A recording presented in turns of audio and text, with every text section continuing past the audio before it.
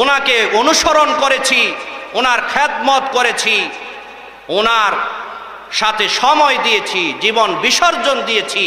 আজকে আমার মেয়ের বিবাহ আমার এই দুরবস্থায়, খারাপ অবস্থার মধ্যে আমার খাজা সাহায্য করছে না। উনি খাজা নয়, উনি ভণ্ড। এই বলে 3টা আঘাত করে উনি চলে যাচ্ছেন। পথি মধ্যে এক চুল এলোমেলো অবস্থায় বলছে, কি সমস্যা তোমার? তো আমি খাজার দরবারে গিয়েছি, টাকা চেয়েছি, দিচ্ছে না, এজন্য রাগ করে চাবুক মেরে এসেছি। বলছে ঠিক আছে, কত টাকা দরকার? 500 টাকা দরকার। নেও 500 টাকা। সুবহানাল্লাহ। 500 টাকা দিলেন। কত দিলেন? তিনি বললেন, আপনি তো ভালো, আপনার চেহারার কোনো সুরত নাই, আপনার পোশাকের কোনো সুরত নাই, আপনার চুলগুলো কোনো ডিজাইন নয়, চুলগুলো আঁচড়ানো নয়, এলোমেলো অবস্থায় আছেন, আপনি তো আমার জন্য ভালো। ঠিক কিনা বলেন? এবার ওই পাগল ডাক দিয়ে কয়, টাকা দিয়েছি ঠিক আছে, কিন্তু আমি একটু কষ্ট পেয়েছি একটা মানুষের ওপর থেকে। সেটাকে কিছুক্ষণ আগে আমার একজন মানুষ আমার পিঠের মধ্যে 3টা বাড়ি মেরেছে। জুব্বাটা যখন, তার কাপড়টা যখন উপরের দিকে তুলে দিল, দেখতে পেল 3টা চাবুকের আঘাত।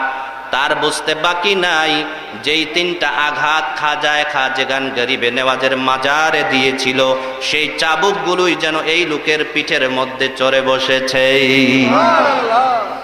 এবার লোকটার বোঝার বাকি নাই, খাজা যে উমর, খাজা যে আল্লাহর ওলি, ওলিরা মরে না। ঠিক কিনা বলে?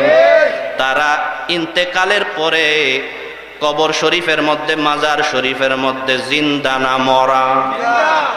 জিন্দা না মরা? আমার নবী জিন্দা না মরা? ইউসাল্লি ফি কুবুরিহি বিআযানি ওয়া ইকামা। আল্লাহু আকবার।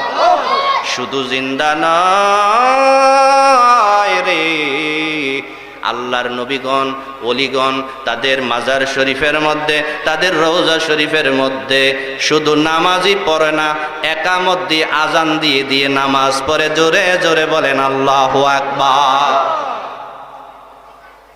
এবার প্রশ্ন করতে পারেন, হুজুর, মানুষ যখন মরে যায় তখন তো তাদের নামাজও নাই, রোজাও নাই, হজও নাই, যাকাতও নাই, দান খয়রাতও নাই। ঠিক কিনা বলেন? তারা কেন নামাজ পড়ে? তাদের নামাজটা আমার আল্লাহর ওয়ার্ডার নয়, বিধানগত নামাজ নয়। এটা হচ্ছে আল্লাহর ওলিদের মনের তৃপ্তির জন্য তারা কবর শরীফের মধ্যে, মাজার শরীফের মধ্যে, রওজা শরীফের মধ্যে আজান এবং একামতের সাথে 5 বার নামাজ পড়ে। জোরে জোরে বলেন সুবহান।